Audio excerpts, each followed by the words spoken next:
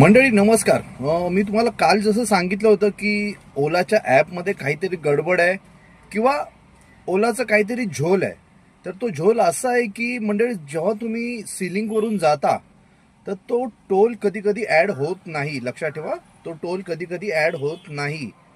तर जेव्हा तुम्ही जाता, तुम्हाला जो फेअर दाखवतोय तोच फेअर जर कस्टमरलाही दाखवत असेल तर समजून जायचं की सिलिंगचे पैसे याच्यामध्ये ॲड होणार नाहीत. तेव्हा कस्टमरला पूर्व सूचना द्यायची की बाबा असं असं प्रॉब्लेम चालू आहे, कधी कधी अशी गडबड होते. नाहीतर काय होतं ना, जेव्हा आपण समजा फोर्टवरून आपण BKC, अंधेरी, पार्ला वगैरे या बाजूला जात असू सिलिंगवरून, तर नंतर ना जेव्हा आपण ट्रिप एंड करतो तेव्हा तो टोल ॲड होत नाही आणि कस्टमरला तेवढंच फेअर दाखवतं विदाऊट टोलचं.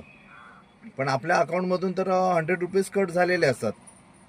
तेव्हा मग कस्टमर काय, त्यांना जर आपण सांगितलं की बाबा असं असं टोल ॲड वगैरे झालं तर ते लोक द्यायला मागत नाहीत. आणि त्यांचंही बरोबर आहे, कारण त्यांना जे ॲपमध्ये दिसतं तेच ती लोक देतात. तर तो कस्टमर आपल्याला ते सांगतात की बाबा मेरे को जो ॲप में दिखा रहा है मैं उतना ही देगा. तर मग ह्या गोष्टीची थोडी काळजी घ्या.